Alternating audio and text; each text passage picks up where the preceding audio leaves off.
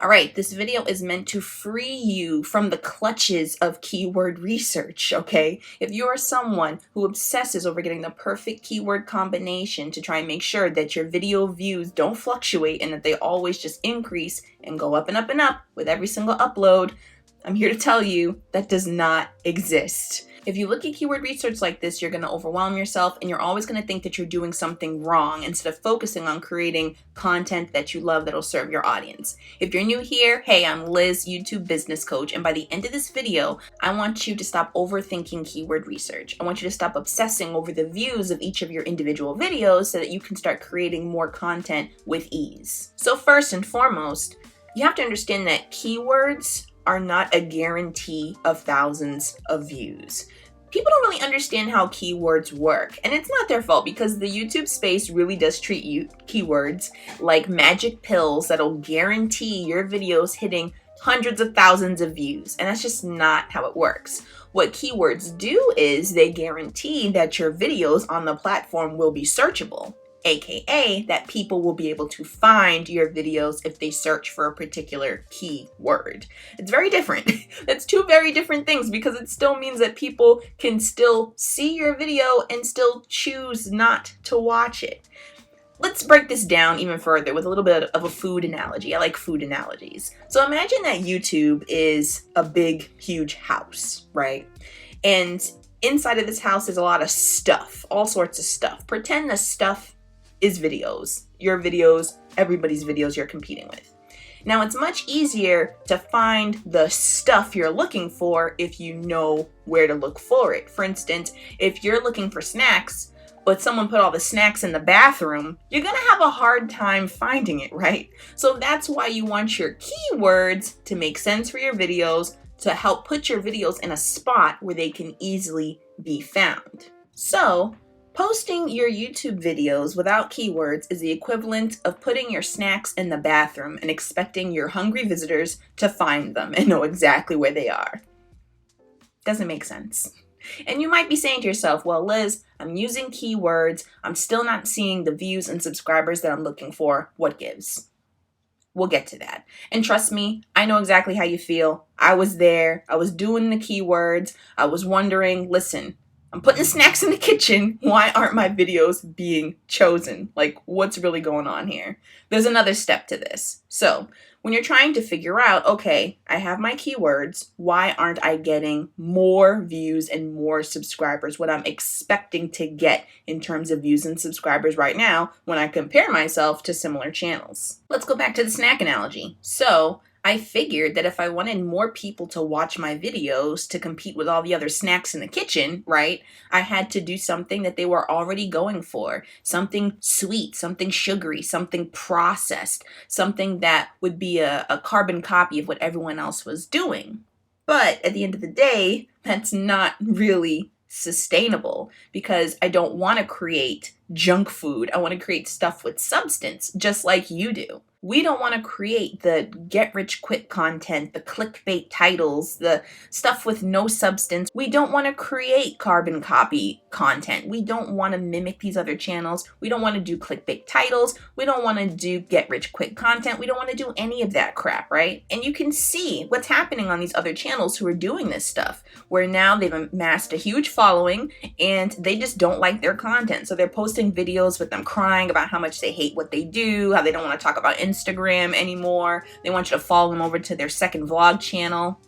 Again, let's avoid all of this. Let's just do what we want to do the first time around because it's possible to do that and still deeply serve your audience and grow your channel and your business. So, back to the food analogy. So instead of providing stale processed crap, we want to provide food from the heart. That means quality content attached to keywords that make sense with titles that feel genuine and authentic because we know that the quality of our content and what we're trying to do and the positive energy we're trying to put out into this world will be much more satisfying and nutritious for people's souls and their lives than all this other junk out there. This education entertainment is what I like to call it. And yes, it is pretty much the equivalent of a piece of fruit going up against a cupcake in the snack department, but there are a ton of people who would still choose that piece of fruit over a cupcake maybe not the majority of people right now in this moment, but a good amount would.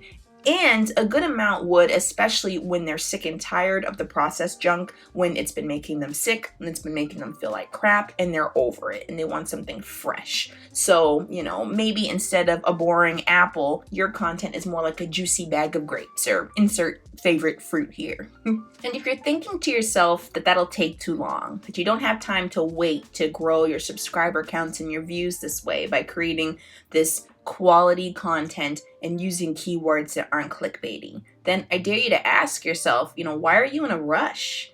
What perfect number do you think you need to reach in terms of views and subscriber counts in order to feel successful? Because I guarantee you that however you feel right now, however you're creating your content right now, that's exactly how you're going to feel when you hit that 1,000 subscriber mark. There isn't a magic shift that happens. There isn't a magical change that all of a sudden happens because you have 1,000 subscribers. If you're using YouTube to build a business and you're not making money right now, then it's going to be the same thing when you hit that 1,000 subscribers if you don't focus on the foundations that you need to right now. Remember, subscriber counts don't pay you. And AdSense money is incredibly underwhelming and fluctuates at a whim. But you know what does not fluctuate at a whim? Building businesses, building anti-capitalist businesses that will deeply serve your audience and give you as the creator full control over how you earn your income and how you serve your audience. These types of businesses are built from content with substance, not clickbaity, processed, copycat, edutainment information, right? This comes from quality substance content that feeds your community. This is how this is built. And this is how you attract aligned clients. Choose keywords that make sense for your videos and detach yourself from this idea that if you're using keywords and you're still not getting hundreds of thousands of views on your videos, that you're somehow doing something wrong. That's not necessarily what that means. The people who are for you will find you.